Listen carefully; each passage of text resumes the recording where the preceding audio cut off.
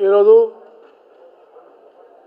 మిత్రుడు శ్రీ నూనె బాలరాజు గారు వారి శ్రీమతి త్రినేత్ర అనేటువంటి సంస్థ ద్వారా భారత ప్రభుత్వం యొక్క సాంస్కృతిక శాఖ రెండు కలిసి అటల్ బిహారీ వాజ్పేయి గారి శతాబ్ది ఉత్సవాలను నిర్వహించడం చాలా సంతోషమైన విషయం. నేను నూనె బాలరాజు గారికి వారి సంస్థకి హృదయపూర్వకమైనటువంటి ధన్యవాదాలు తెలియజేస్తున్నాను.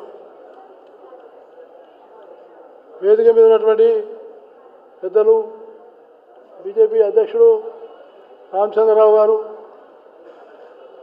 మరియు ఎమ్మెల్సీ అంజిరెడ్డి గారు, మరొక ఎమ్మెల్సీ కొమరయ్య గారు, మాజీ ఎమ్మెల్యే రామచంద్రెడ్డి గారు, మాజీ మంత్రి కృష్ణ యాదవ్ గారు, మాజీ ఎమ్మెల్యే ప్రేమ్ సింగ్ రాఠోడ్ గారు, గౌతమ్ గారు,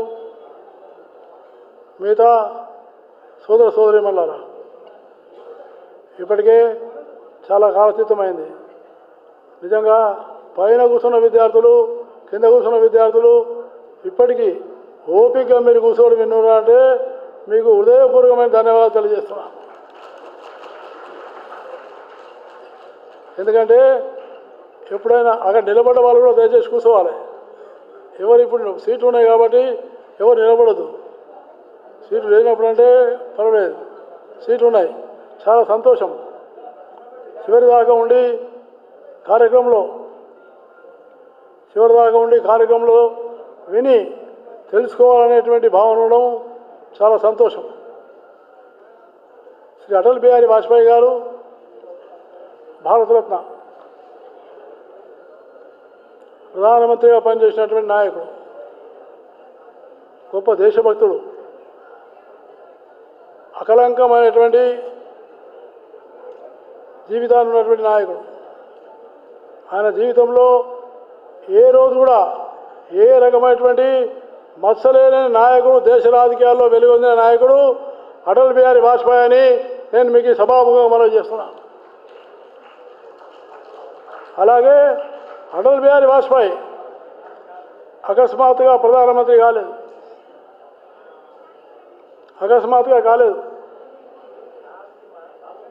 ఆయన జన్మించినటువంటి ఒక కుటుంబం కూడా ఒక సామాన్యమైనటువంటి కుటుంబం. వాళ్ళ తండ్రి గారు ఉపాధ్యాయుడు. ఆయన ఎప్పుడు అంటుండేవారు, అటల్ బిహారీ వాజ్పేయి గారు ఎప్పుడు అంటుండేవారు, అప్పుడు భారతీయ జనతా పార్టీ కానీ జనసంఘ వాళ్ళు కానీ ఇప్పుడు కూడా కొంతమంది చెప్పినారు, అగలే బారి అటల్ బిహారీ, అగలే బారి అటల్ బిహారీ అనేవారు.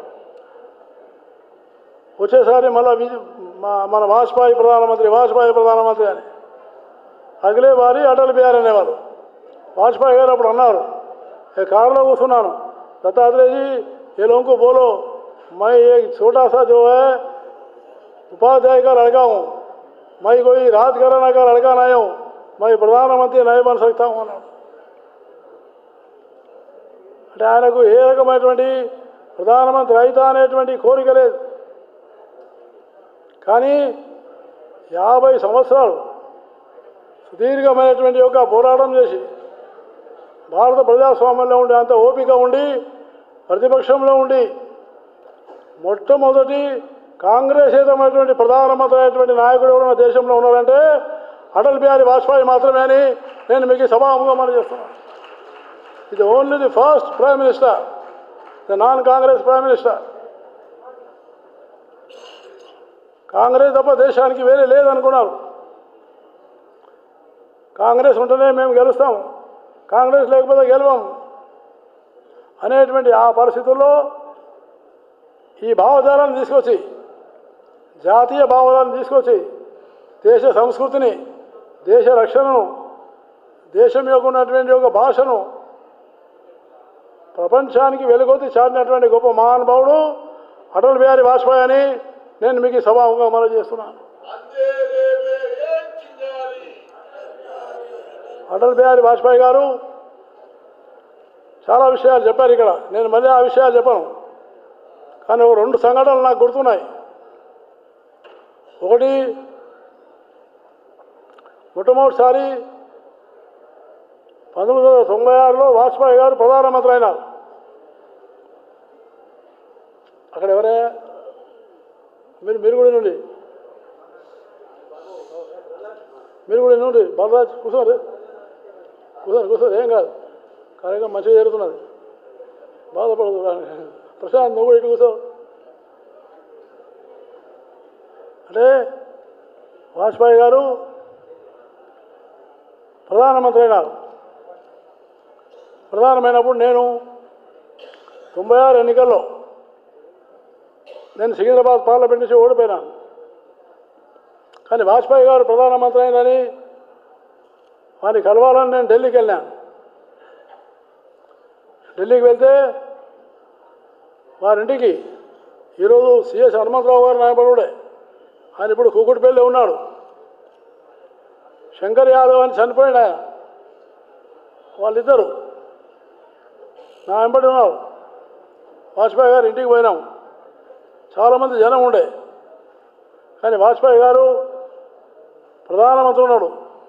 వెంటనే నన్ను చూసి ముందుకొచ్చి నా చెయ్యి పట్టుకొని, दत्तात्रेय जी आप आए, मुझे बहुत खुशी है, आप अगर एमपी जीते तो मेरे सरकार में मंत्री बनते थे అని చెప్పినటువంటి మహానుభావుడు అటల్ బిహారీ వాజ్పేయి గారు. अब नहीं साहब, हम आपके साथ मंत्री बनना अलग है, लेकिन आप प्रधानमंत्री बने, हमको बहुत खुशी है. ఆ తర్వాత ఎందుకు చెప్తున్నానంటే వాజ్పేయి గారు ఎవరినైనా ఢిల్లీ ఎయిర్పోర్ట్కి వస్తుండే. ఢిల్లీ ఎయిర్పోర్ట్కి వస్తే ఎవరైనా సీనియర్ నాయకులు వందలాది మంది అందరూ ఉంటే ఎవరైనా రాకపోతే ఆయన అడిగేవాడు. రామారావు గారు అడిగాడు, ఏమని, రామారావుజీ ఏ నరేంద్రజీ నయాయ క్యం ఆయా అని. నరేంద్ర గారు ఎయిర్పోర్ట్ రాలేదు ఆ రోజు. అంటే ఆ రకంగా గుర్తుంచుకొని పలకరించి ఏ స్థాయికి వచ్చినా ఏ పదవిలో ఉన్నా నా వాళ్ళు తప్ప నా వాళ్ళు అనేటువంటి భావన మనసులో ఉండడము మనందరం కూడా నేర్చుకోవాలని నేను మీకు సభాముఖంగా మనం చేస్తున్నాను. నేను వాజ్పేయి గారి గురించి చాలా విషయాలు చెప్పగలను, కానీ ఎక్కువ చెప్పను, ఇప్పటికే చాలా కాలాతీతమైంది. ఇంకో ఘటన చెప్తాను. 1999లో వారు 3వసారి ప్రధానమంత్రి అయినా, నేను కేంద్ర మంత్రి అయినా, పట్టణాభివృద్ధి శాఖ మంత్రిగా ఉన్నా. అప్పుడు ఇవాళ పశ్చిమ బెంగాల్ ముఖ్యమంత్రి మమతా బెనర్జీ గారు రైల్వే శాఖ మంత్రి ఉన్నారు. రైల్వే శాఖ మంత్రి ఉంది. ఆమె చాలా చిన్న చిన్న విషయాల మీద అలిగిపోతుండే, నారాజు ఉంటుండే. అవి ఏం ప్రధానమంత్రితో మాట్లాడకుండా రాజీనామా లెటర్ ఇచ్చింది. ప్రధానమంత్రికి రాజీనామా లెటర్ ఇచ్చి కలకట్టాకి వెళ్ళిపోయింది. కానీ ఆమె సపోర్ట్ లేకపోతే గవర్నమెంట్ ఉండదని ఏం లేదు. ఆమె సపోర్ట్ లేకపోయినా ఎన్డీఏకు మెజార్టీ ఉండే. కానీ అప్పుడు అందరూ దేశ ప్రజలు చూసినారు, వాజ్పేయి గారు ఆమె రాజీనామా పత్రాన్ని అంగీకరించడా. వాజ్పేయి గారు అనుకున్నారు, ఒకవేళ ఆమె రాజీనామా పత్రాన్ని నేను అంగీకరించకపోతే పార్టీ వాళ్ళు ఏమనుకుంటారు, రాజీనామాని అంగీకరిస్తే ఆమె బెంగాల్లో బాగా ప్రముఖమైన నాయకురాలు, ప్రజలు ఏమనుకుంటారు అని ఆలోచన చేసినాడు. ఆలోచన చేసి మరుసటి రోజు బీజేపీ మీటింగ్ కలకట్టాలు ఉండే.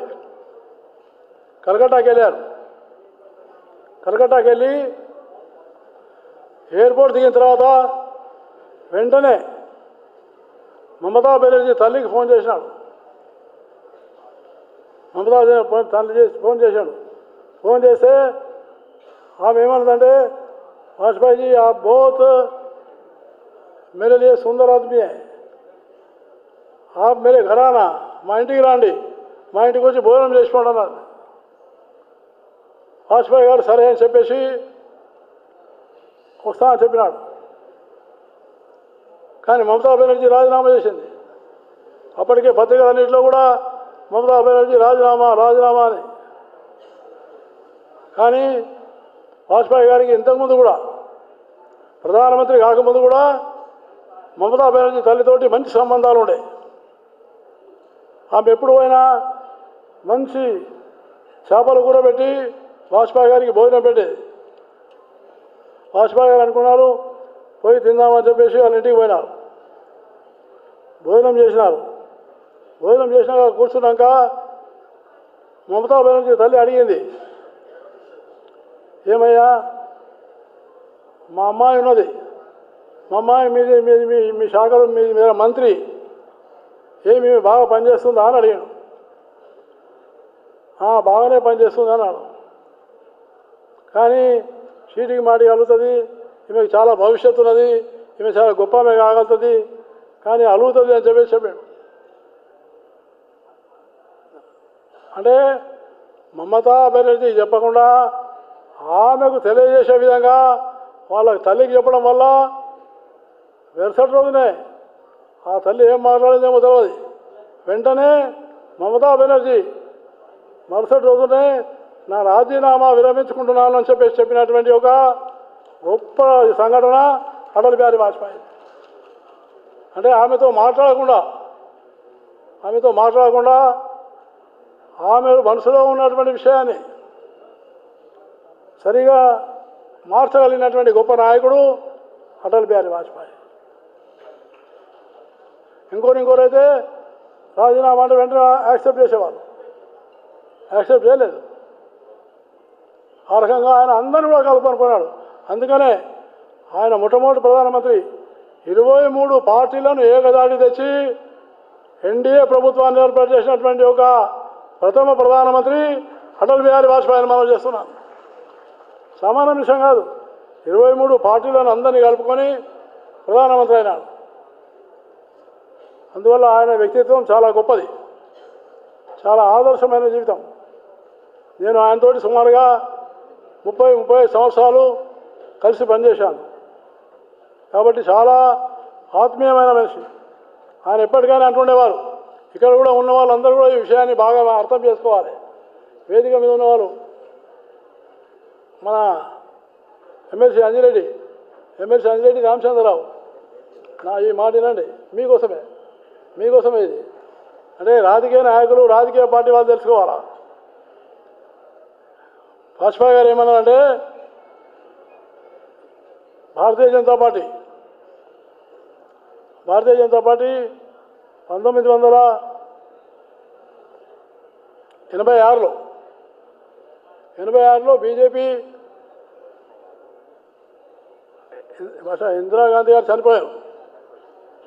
గారు చనిపోయారు. ఆ చనిపోయినప్పుడు దేశంలో ఎన్నికలు జరిగినాయి. భారతీయ జనతా పార్టీ 2 సీట్లు వచ్చినాయి. వాజ్పేయి గారు కూడా ఓడిపోయినారు. దేశమంతా కూడా బీజేపీ ప్రశ్నార్థకం అని చెప్పేసి చర్చ జరుగుతున్నాయి. హైదరాబాద్కు వాజ్పేయి గారు వచ్చారు.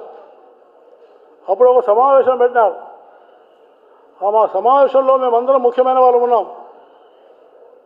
అక్కడ కూడా చాలామంది బీజేపీ వాళ్ళు, మేమందరం చాలామంది ఏమన్నారంటే ఇంకా బీజేపీకి భవిష్యత్తు లేదు, బీజేపీ కష్టం అన్నారు. కానీ వాజ్పేయి గారు ఒక మాట అన్నారు. ఆయన ఉపన్యాసంలో అన్ని విషయాలు విని అన్ని మాట్లాడి ఒకటే విషయం చెప్పినారు 2 లైన్లలో మాకు. సూరజ్ నిఖిలేగా కమల్ ఖిలేగా అని చెప్పినటువంటి మహానుభావుడు అటల్ బిహారీ వాజ్పేయి అన్నారు. ఆ రోజునే చెప్పాడు ఆయన, సూరజ్ నిఖిలేగా కమల్ ఖిలేగా. ఆ రకంగా విశ్వాసం, ఆత్మవిశ్వాసం, దృఢ విశ్వాసం ఉంది. ఆ విశ్వాసమే ఈనాడు ఇంత పెద్ద ప్రభుత్వాన్ని తీసుకొచ్చింది. అందువల్ల నేను మీ అందరితో మనవి చేస్తున్నాను, మనందరం కూడా ఇంకో విషయం ఆయన చెప్పారు, మన ఎవరైనా కార్యకర్తలు కానీ పార్టీ బయట వాళ్ళు కానీ ప్రజాస్వామ్యంలో ఉన్నాం కాబట్టి ప్రజాస్వామ్యంలో భిన్నమైన అభిప్రాయాలు ఉండొచ్చు. అభిప్రాయం వేరే చెప్పొచ్చు. అప్పుడు వాజ్పేయి గారు అన్నారు మీటింగ్లో అన్నారు ఏమన్నారంటే मतभेद हो सकता है, భేదాభిప్రాయం ఉండొచ్చు, కానీ మనభేద नहीं होना चाहिए అని చెప్పినటువంటి మహానుభావుడు అటల్ బిహారీ వాజ్పేయి అని మీకు మనం చేస్తున్నాను. మనసులో భేదం ఉండదు. ఉదాహరణగా కృష్ణ యాదవ్ గారు ఉన్నారు, నా గురించి వేరే అనుకోవచ్చు, నా అభిప్రాయానికి వేరే అభిప్రాయం ఉండొచ్చు. అభిప్రాయమే, కానీ నా మనసులో కృష్ణ యాదవ్ గురించి ఏ రకమైనటువంటి ఒక వేరే భావన రావద్దనేదే ఆయన చెప్పినటువంటి ఆలోచన అని మీకు మనం చేస్తున్నాం. ఆ రకంగా మన యొక్క ప్రవర్తన ఉండాలి. అటల్ బిహారీ వాజ్పేయి గారు చివరిగా ఒక సన్నివేశం చెప్పి నేను సమావేశం ముగిస్తాను. బహుశా నేను అనుకుంటాను రాజీవ్ గాంధీ చనిపోయాడు. రాజీవ్ గాంధీ చనిపోయినప్పుడు అంత్యక్రియలకు పాకిస్తాన్ ప్రధానమంత్రి నవాజ్ షరీఫ్ వచ్చాడు ఢిల్లీకి. ఆ నవాజ్ షరీఫ్ గారు అంత్యక్రియలో పాల్గొన్నాడు. అంత్యక్రియలో పాల్గొన్న తర్వాత అటల్ బిహారీ వాజ్పేయి గారికి, లాల్ కృష్ణ అడ్వాణి గారికి వాళ్ళిద్దరికీ ఆహ్వానం పంపి తాజ్మహల్ హోటల్లో మిమ్మల్ని కలుస్తున్నామని చెప్పినాడు. అప్పుడు ఇద్దరు వెళ్ళినారు. అడ్వాణి గారు వాజ్పేయి గారు కలిసి ఢిల్లీలో ఉన్నటువంటి తాజ్మహల్ హోటల్కి వెళ్ళారు. వెళ్ళినప్పుడు నవాజ్ షరీఫ్ పాకిస్తాన్ ప్రైమ్ మినిస్టర్ ఆయన వాజ్పేయి గారితో అన్నాడు, वाजपेयी जी मैं आपको कभी देखा नहीं, लेकिन आप जब विदेश मंत्री थे वही समय है पाकिस्तान और हिंदुस्तान का जो मधुर संबंध रहा है वो छोड़ के बाकी संबंध नहीं है చెప్పి నవాజ్ షరీఫ్ గారు చెప్పాడు. అంటే విదేశాంగ మంత్రిగా ఉండి అందరితోటి స్నేహస్తం ఇచ్చి సరైనటువంటి సంబంధాలు పొరుగు దేశాలతో చేసుకున్నాడు. ఆ రకంగా ఆయన ఒక ప్రధానమంత్రి ఆయన అనడం అంటే చాలా గొప్ప విషయం. కాబట్టి దౌత్య నీతి చాలా ముఖ్యమైనది. ఆ దౌత్య నీతిలో భాగంగానే వారు ఆ విధంగా భారతదేశంలోనే కాదు ప్రపంచంలోనే అందరి యొక్క మన్ననలు పొందినటువంటి గొప్ప నాయకుడు అటల్ బిహారీ వాజ్పేయి అని నేను మీకు సభాముగా మనం చేస్తున్నాను. అందువల్ల మనం అటల్ బిహారీ వాజ్పేయి గారిని నేను ఇంకోటి కొడుతున్నాను. రామచంద్రరావు అధ్యక్షుడు ఉన్నాడు కాబట్టి రామచంద్రరావు అధ్యక్షుడు నేను కోరుతున్నాను ఏంటంటే అటల్ బిహారీ వాజ్పేయి గారి యొక్క నిలువెత్తైనటువంటి విగ్రహాన్ని హైదరాబాద్లో ఏర్పాటు చేయాలని దానికి ముఖ్యమంత్రిని కలిసి రేవంత్ రెడ్డి ముఖ్యమంత్రిని కలిసి దానికి అందరం కూడా ప్రయత్నం చేద్దామని నేను అందులో ముందు భాగంలో ఉంటానని నేను మీకు సభాముఖంగా తెలియజేస్తున్నా. హైదరాబాద్లో ఎత్తైనటువంటి విగ్రహానికి, ఎందుకంటే గతంలో ముఖ్యమంత్రి కేసీఆర్ ఆయనే చెప్పాడు, దత్తాత్రేయ గారు మీరు ముందుకు వస్తే 5 ఎకరాల స్థలం ఇస్తా అని చెప్పాడు. కాబట్టి ఆయన పేరు మీద మంచి ఒక ట్రస్ట్ పెట్టి హైదరాబాద్లో నిలువెత్తైనటువంటి విగ్రహాన్ని మనం స్థాపించి ఆయనకు ఎప్పుడు కూడా ప్రతి సంవత్సరం ఆయన జన్మదినం వచ్చినప్పుడు ఆయనకు నివాళులు అర్పించేటువంటి కార్యక్రమాన్ని నిర్వహించేటువంటి బాధ్యత తీసుకుందామని నేను ఆ సభాముఖంగా రామచంద్రరావు గారికి తెలియజేస్తూ నాకు ఈ అవకాశం ఇచ్చినటువంటి నూనె బాలరాజు గారు వారి బృందం హృదయపూర్వకమైనటువంటి శుభాకాంక్షలు తెలియజేస్తూ సెలవు తీసుకుంటాను. జై హింద్.